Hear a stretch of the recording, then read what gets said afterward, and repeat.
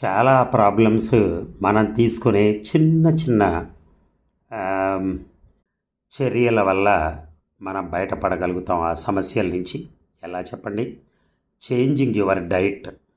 మీరు తీసుకునే ఆహారాన్ని చేంజ్ చేయండి. ఆ డైట్ని మీరు ఏం పాటిస్తున్నారో ఆ డైట్ని చేంజ్ చేయండి.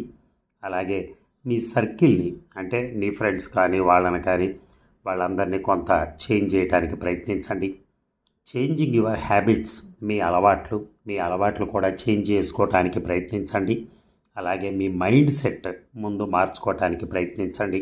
ఒకవేళ మీరు రాంగ్ మెథడ్లో వెళుతున్నారు అనుకున్నప్పుడు, మీకు లాట్ ఆఫ్ ప్రాబ్లమ్స్ మీకు కలుగుతున్నాయి అన్నప్పుడు, ఈ 4 యాక్షన్స్ కనుక తీసుకోగలిగినట్టయితే మీరు అన్ని సమస్యల నుంచి బయటపడతారు.